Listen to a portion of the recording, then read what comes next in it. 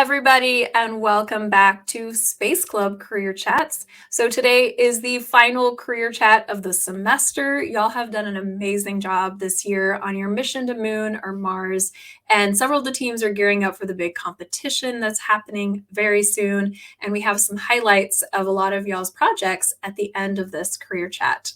So, today we have a very special guest.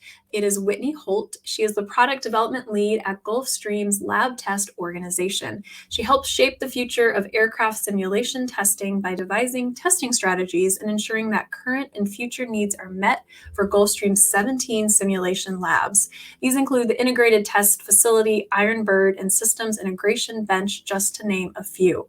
So imagine a video game on a grand scale where engineers can test their ideas using real flight decks, aircraft equipment, and screens without ever leaving the ground. So cool. So Whitney has an aerospace engineering degree from Texas A&M, just like me, and an MBA from Georgia Southern University. She is passionate about sharing the opportunities of a STEM career with others. She serves as the intern steering chair at Gulfstream and has been an active member of the Society for Women Engineers for over 12 years. So Whitney and her amazing sweet outreach team created Girls Engineer It Day, which is now in its 11th year. So let me bring Whitney. Hi, Whitney. How are you doing? Good. How are you? I am doing great, and I'm so excited. The kids have some really awesome questions for you. Hey, great. And I wanted to start with, so we're both from Texas A&M where we studied aerospace engineering. I'm class of 2009. Can I ask what year you are? I'm class of '01. Oh, nice. I love it. So we missed each other. Yes. Yeah. But we probably had some of the same professors that are probably still around. They are still there. I actually got to see a few of them this past year. Oh, really? That's awesome. All right, well, let's jump right in because I have a lot of questions for you from the students. And first, we're going to start with your journey to STEM. So the first question is from Supernovas in Pennsylvania. What was your favorite subject in school? Okay, so it's so funny that you asked me this because if you had asked me at the time, I didn't know that math was my favorite subject. It wasn't until I look back from my college years that I realized that I really loved geometry. I really liked algebra. Calculus was give or take, but I eventually grew to love it in college. So it was that I was good at it, but I didn't necessarily love it. And then once I started figuring out how to apply it to real worlds instead of just learning the basics, I began to love it. So it was in college when you started making those connections of math to real world? Okay. Yes. Yeah. And okay, so the next question, what inspired you to get into engineering? This is Constellations in Nevada. So this is another funny story because before Google was around, I know that's like not a real world situation, but it was in my life. I thought that aerospace engineering was the study of planets and stars and spaceships and that kind of thing. And I was partly right. We aren't studying stars, but we do build spaceships and build airplanes. So I built my career around, once I got into college, around getting into the aerospace department at Texas A&M. And then once I was in the program, that's when I learned that it was all about airplanes and rockets. And I just couldn't say no. I was so excited that, hey, they at least try and touch the stars. So that was good enough for me. Oh, I And love that. it grew into being a love of mine. And so there wasn't like in middle school or high school, did you know you wanted to be an engineer? I said it in high school that I wanted to be an engineer. I wasn't a A+ student. And so there were some reservations on whether I would do well or not. And that fueled my fire in order to show everyone that I could do it. And it just helped me succeed. I also added this picture of my grandfather and my uncle. My grandfather was a mechanic. And whether I knew it or not, they really did reinforce that love of aircraft. It just didn't make a connection until later that they influenced me. Mm. Okay, so Whitney, you were cut out the last like 30 seconds. So can you tell me about the picture again? Yes. Okay. So The picture on the screen is of my grandfather and my uncle. My grandfather was an aircraft mechanic in the Air Force, and then my uncle was a helicopter pilot in the Army. He flew Apaches, Oh, cool. and they really helped me connect the dots between airplanes and engineering. Though at the time, I didn't know that they had influence in my life. Until looking back on it, like that's where my love of airplanes came as well. And And then, I of course, who didn't want to be on a rocket, a space shuttle? So That's what I was gonna say. Were you inspired also by the shuttle program? definitely, yeah. Yeah, that's We awesome. used to stop school just to go watch the rockets launch, like everyone Really? would sit in the classroom and the TVs would show the rocket launch. And so that's a huge memory of mine, that it was that significant of an effort. Now they don't necessarily show them on TV every time, and stop school for it, but they should. Yeah. Oh, I watched the SpaceX launch that just happened. That was really cool. Help the students place you. So, where did you grow up and where are you located now? Oh, sure. So I grew up in the Houston area, in Sugar Land, and then kind of moved around. I actually went to LA to Boeing, and then I moved up to Seattle Boeing, and now I'm in Savannah, Georgia with Gulfstream Aerospace. And so Savannah is that small piece of Georgia that's actually on the coast, and it's really beautiful here. Awesome. Well, then let's move into some more about your story because we'll get to Gulfstream in a minute. What made you love airplanes so much? And we see all these photos of you in different aircraft. Yeah, so I kind of mentioned it before that I didn't connect the dots. But if you see the top right, that's my mom and I in a helicopter. We actually got to take that here in Savannah at Hunter Army Air Base, and that was really neat to be able to sit in a helicopter. That was my first time. And then in the front, you see me and two other girls were flight test engineers, and that was after first flight of the 787, which is called the Dreamliner. That really solidified. That's one of my proudest moments, in my career, was to say that I was in the telemetry room. So no one, flight test engineers aren't allowed on the aircraft for first flight, but you actually get to see all of the data and talk to the pilots from a control room, if you will. They call it a telemetry room, and see how the flight is going. And so I was part of the team that helped make that flight successful, and that was really cool. So there were three of us as part of that. So we called ourselves the Aero Chicks. Oh, I love that. That's awesome. And then I guess Awesome. like I said, the airplane was building, but I had just recently got my instrument rating in a Skyhawk, a Cessna 172. And so that's the first day of my training. I took a picture of that. Very cool. That was gonna be my next question. How much do you so when did you become or able to fly an airplane? Was that early on? Actually, I did an internship with American Airlines in Tulsa, Oklahoma, Oh, and I didn't know anybody in the city, and so I took that time to earn some money, and I applied it directly to getting a pilot's license. So within 3 months, I got my pilot's license there in Oklahoma, and that was 20 years ago. And then I decided that it was time to pick it up and start flying again about a year and a half ago. And it just goes to show that you never lose that ability to fly. And so now I'm flying again. oh, that's cool. What are some trips you've made recently? Just last week, we went up to Hilton Head, which is a lot of people vacation there. It's an airport that's right on the ocean. It's really beautiful. And then I fly out to Tybee, which is another beach that's close by. So That's awesome. Okay, well, let's keep talking about airplanes here and your work with Gulfstream. So, this fifth grade STEM class from Texas wants to know what type of engines does Gulfstream use? They have a lot of questions. How fast can they fly? How many gallons of fuel do they use? So I put in the next two slides to really talk about that. And I'm super excited to show you all the specifics. Now, the gallons of fuel, I don't necessarily have that because it depends on how fast you fly and where you're going. But the next few slides will show that in detail. So I'm excited. And can you just tell us a little bit about Gulfstream? Maybe they're not familiar with the company.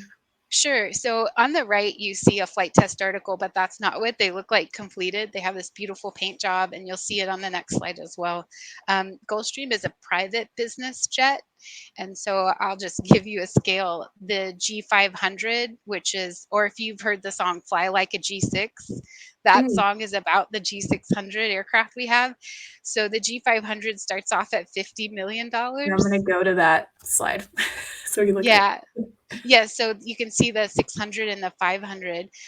So that 500 starts at $50 million, and the 600 starts off at $60 million, and that's without any of your fancy interior. Your leather sofas, your leather chairs.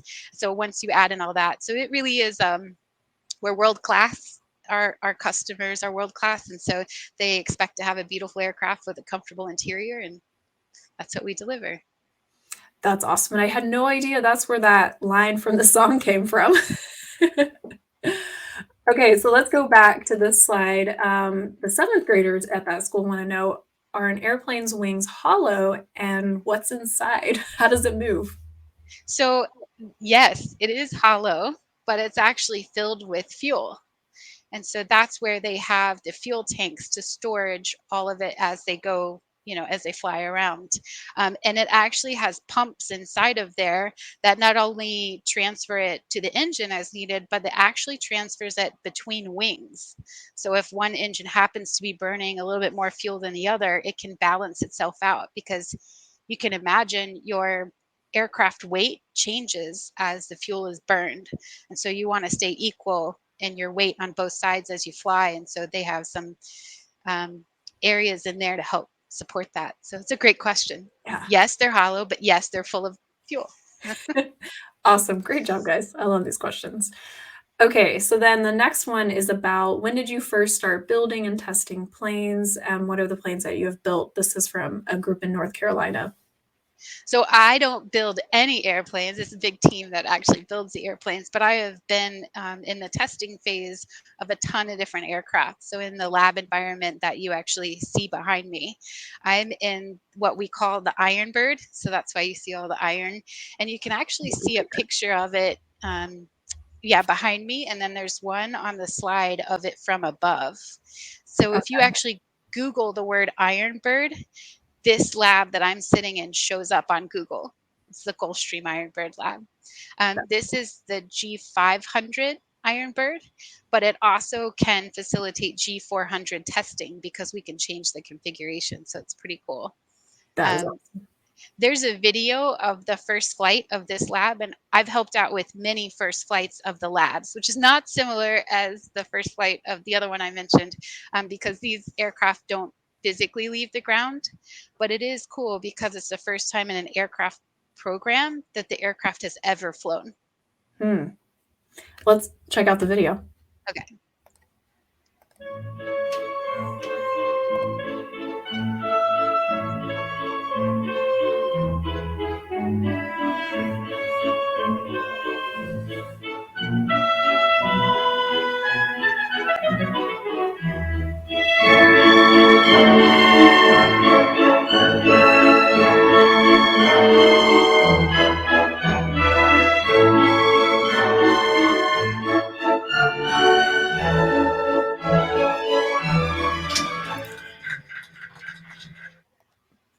That's so cool.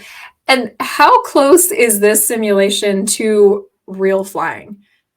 It's identical. The biggest compliment that we get is that after the pilots flew the labs for the 500 and the 600, they did a real first flight on the first test aircraft, and their comment was it flew like the lab. Wow. So that was pretty neat to be like, yes, we succeeded. And then also, as the flight test program goes on, they take the data that they've gathered about the aerodynamics, and we roll it back into the lab to make sure that as it matures, it matches what's in flight tests. And when you're using the simulation, is it testing to improve the airplane, or is it also training pilots? So our main goal is to test our customers, our system engineers, for the different components of the aircraft. So our goal is that this is the first environment where all those different pieces of the aircraft talk to each other. They never Oh. talked to each other before that. So the goal is that the system engineers get to test it in that environment and test out the hardware and the software. I always say the first time you test the software, you don't want it to be in flight. You want Yeah, it to be on the ground in a safe environment before it goes to flight test. And that's what we accomplish here. We call it safety of flight testing. awesome. All right, let me go back here. Okay, so then our next slide, we talked about this. Was there anything else you wanted to mention about the different aircraft at Gulfstream? So the 700 and the 800, which are the top, they are our largest aircraft, and they haven't been what we call TC'd yet. That means type cert.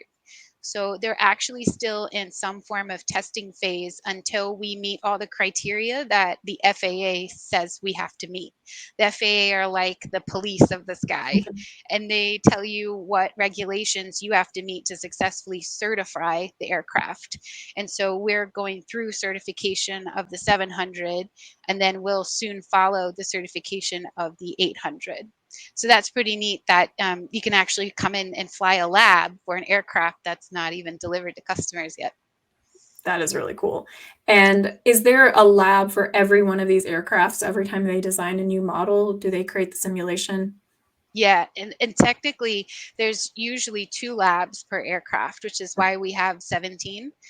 What's not shown on this one is we have a G450 and 550, and those are different labs that we built over 20 years ago, and we've still never taken them down because we still have to test software that have to go to the aircraft. Oh, that's cool.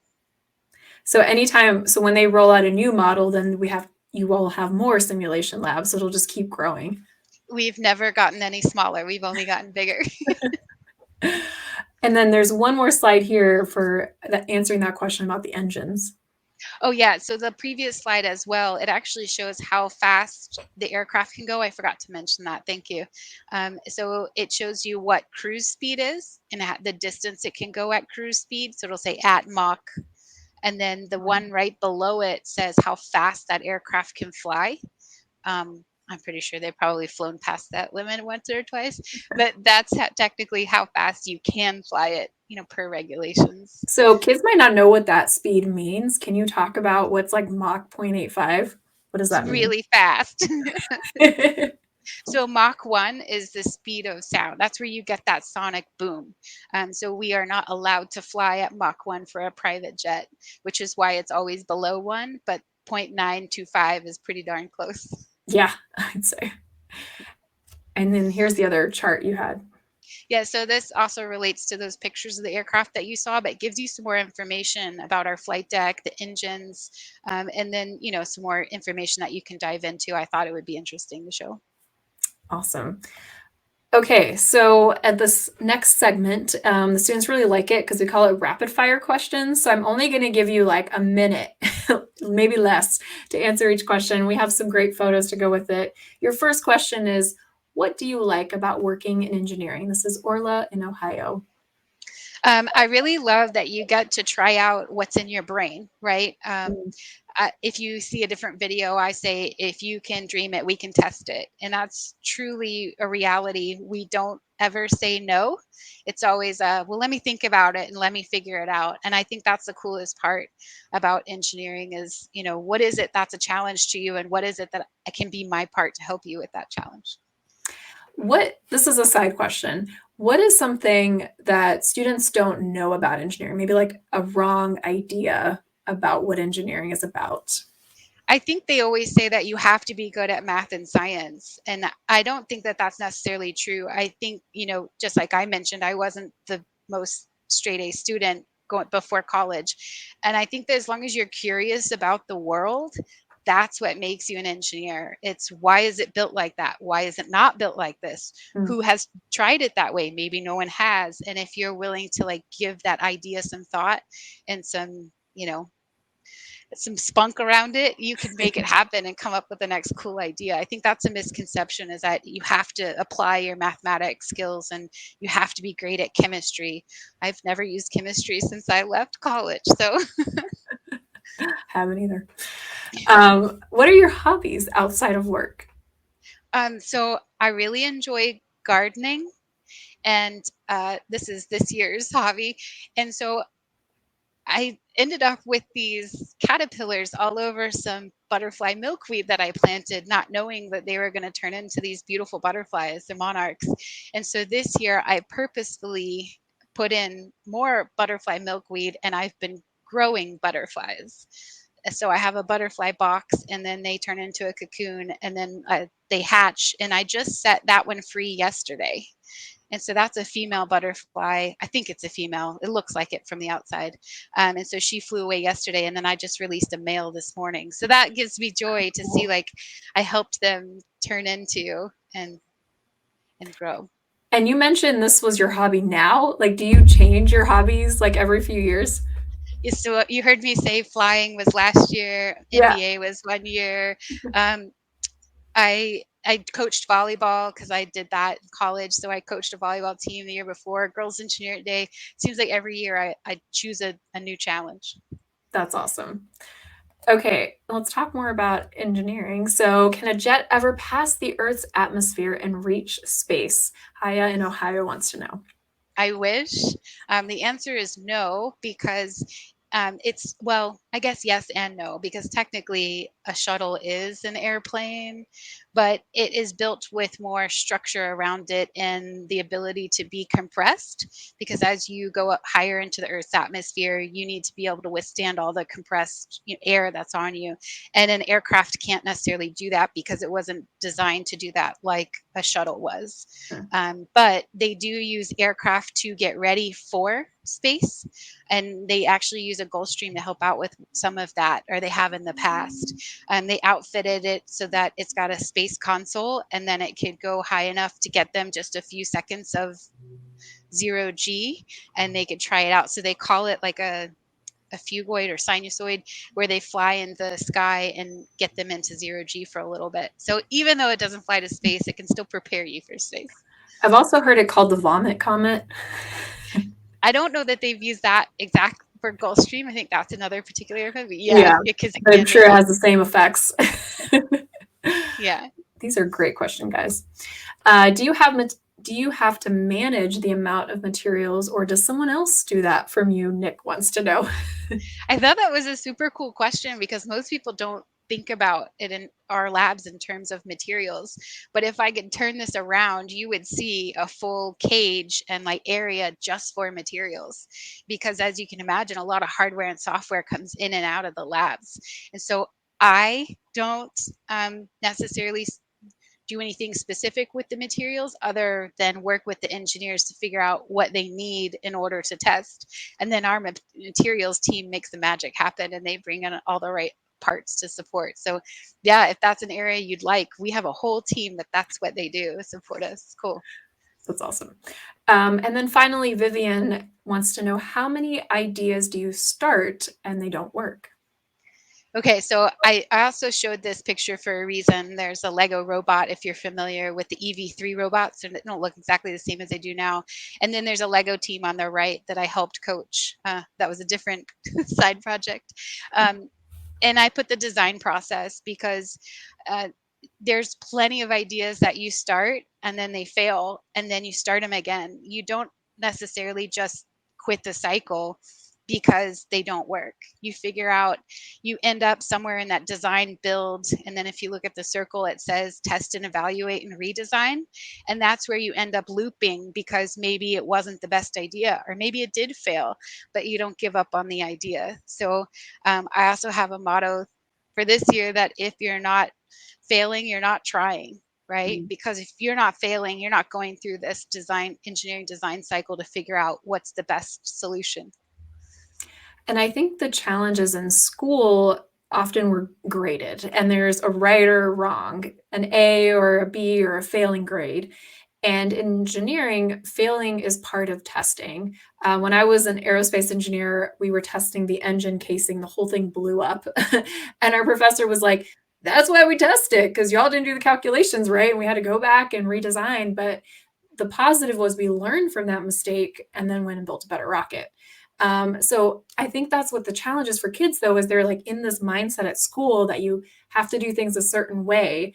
And I know you've worked with kids and you have that girls engineer at day. How do you help students build that growth mindset, to persevere through challenges and failure? So we kind of show this process and then we step through it. especially with your Lego robots, right? You have a challenge that you're supposed to meet. And sometimes it fails, but that's okay because you have five other challenges that you're going to succeed at. And so figuring out, okay, what is the challenge that I want to tackle? How am I going to tackle? What is it going to look like? How am I going to test it? How am I going to retest it? And if it still doesn't work, you know that you gave it your best attempt at getting it to work. So Lego is one area, but we also, like you mentioned, Girls Engineer Day, we bring in aerospace and electrical and mechanical and all different areas of how to build and test and retest or build it again. And so it gives them that confidence to know I may not know how to do it right now, but by the end of the day, I'm going to learn and then I'm going to figure out how to perfect it. Nice. And for this Girls Engineer Day, is it a full day of like design experiences? What are they doing? Yeah, so they do hands-on activities. They do four of them throughout the day. And so it's from morning to evening. And they're, like I mentioned, they're all taught by local engineers, and they're different types of engineering that you get to do. And so every year is slightly different on what the activity is. But usually you get to take it home, whatever that activity is, so you can show them. Yeah. That's awesome. It's usually close to 300 students every year. So it's Wow. a big group. Yeah. That's awesome. Well, I love that you're out there inspiring girls to, maybe be an aerospace engineer or whatever they dream to One day. do. Yeah. And I would love to share with you what our students are working on. So we have space clubs around the country, also internationally, and they've submitted their designs. And we're at the end of the school year. So this is a highlight video of their projects on this mission to Mars. So I will play that for you now.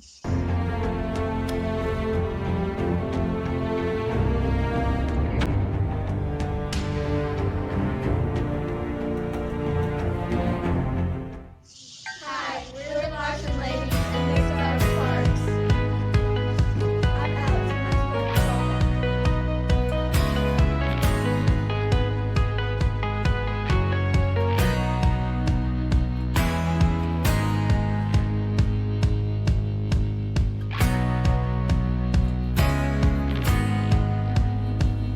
Here's our model. Here's the tape to connect the two styrofoam pieces. The wheel to put through the cup.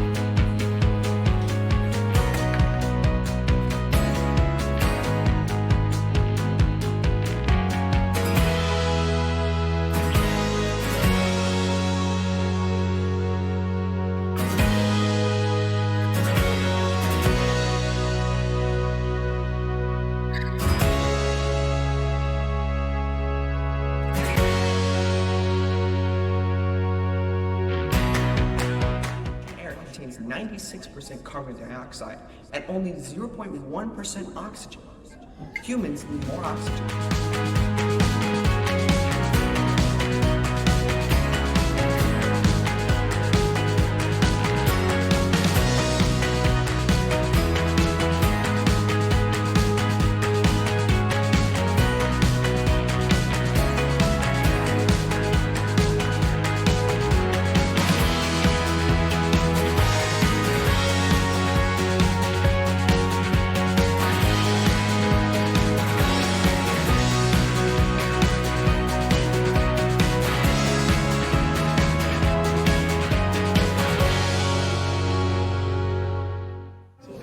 This is our entrance. This is the kitchen and dining area. We have our bathroom. We have a light. We have our sleeping room, bathroom. We have nuclear, wind, and solar power, as well as using electrolysis to get rocket fuel into oxygen. We have an asteroid catcher and a wind turbine. And we have housing, a medical bay, and food.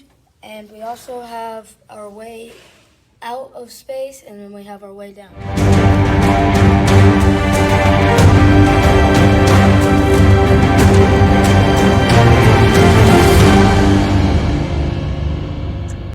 All right. Awesome job, students. Whitney, I'm going to give you the last words here. Thank you for joining us. Any final message for all the Space Club students watching?